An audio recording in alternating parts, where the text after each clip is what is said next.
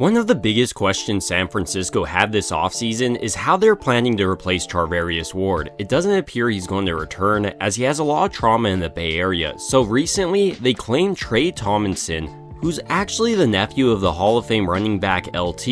He is a little bit smaller, coming in at 5'9", weighing 177 pounds, but I think he makes a lot of sense for San Francisco because he could play the slot while Lenore and Green could handle outside duties. That's not to say he can't play outside, as he's done that with the Rams, and we've seen smaller players like DJ Reed have a ton of success on the outside, and he has all the athleticism to make up for it. During the Combine, for instance, in 2023, he ran his 40-yard dash in 4.41 seconds, his 10-yard split in 1.5 seconds, and he has a 39 vert. And during his final year at college, he won the Jim Thrope Award, which is given to the nation's top defensive back after recording 50 tackles, 18 passes defended, and a team-high 3 interceptions. So how was San Francisco able to claim such a talented young player? I mean, he's only 24 and he's just going to continue to improve over the next couple of years. Well, a big reason is his injury history.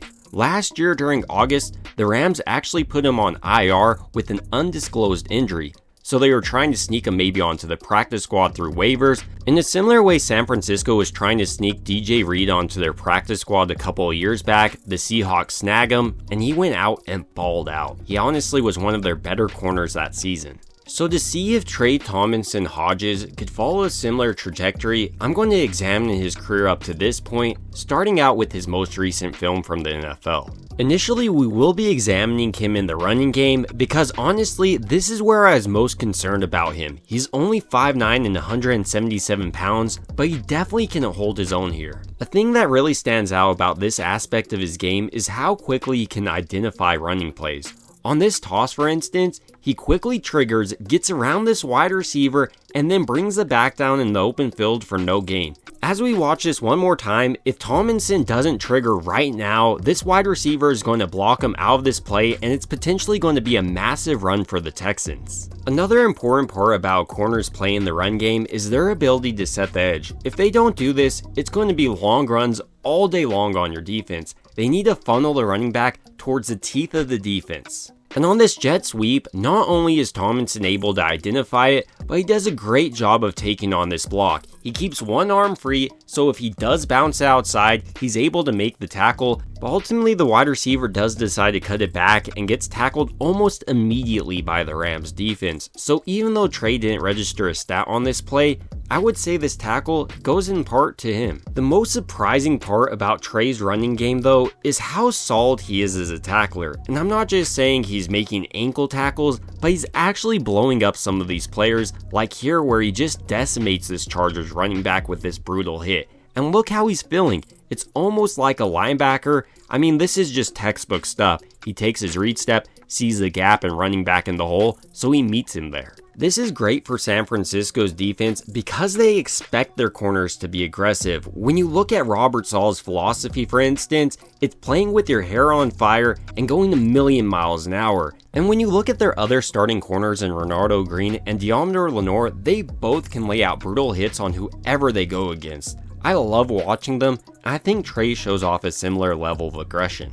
More importantly to a corner though is their pass coverage, and I was impressed turning on the film from what I saw of Trey. He honestly does a great job. Take this fade from the Chargers for instance. He's able to stay on top of this wide receiver, easily flips his hips, runs down the field, tracks the ball, and ultimately breaks up this pass.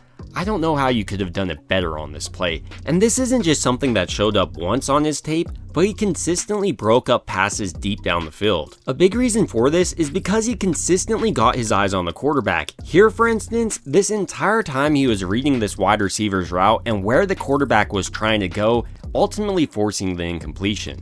Another aspect of his game I like is his press man coverage. Here he's using a no contact press technique which relies on his ability to mirror this wide receiver. He quickly flips his hips, runs down the field, and once again, look how he's able to track this ball in there and break it up. Something else you'll notice about his film is just how aggressive he is. He's not giving up his ground and he's willing to fight for the ball in the air. Here, for instance, this wide receiver runs directly into him, but he's smart, doesn't give up his ground, and ultimately forces an incompletion by jumping and attacking this ball in the air. You may have noticed so far, he's been playing on the outside, but there's a reason why I say I think he would make a great nickel cornerback for San Francisco, and that's his ability to trail wide receivers and change his direction as they do. On this play, for instance, this wide receiver is running a curl. Tomlinson quickly identifies it and is all over him. Then it turns into a scramble drill, so Tomlinson changes his direction, stays on top of this wide receiver, and ultimately forces his incompletion on 4th down,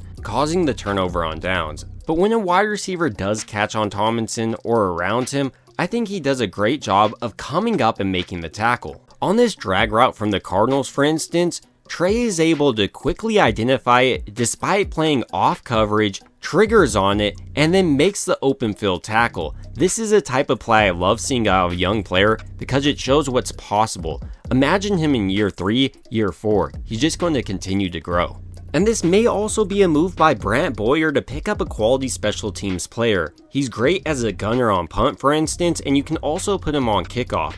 During his high school days, he also was a kickoff returner and punt returner. Speaking of his past, because he's a pretty young player, I think we need to examine his whole entire career up to this point to truly understand the player San Francisco is getting in Trey Tomlinson. We were first introduced to Trey at Midway High School in Waco, Texas, where he was playing safety, which I guess explains why he's so good at reading a quarterback's eyes and coverage. According to 24/7 Sports, he was a 3-star recruit and had offers from Iowa State, Texas State, Kansas State, Baylor, and TCU.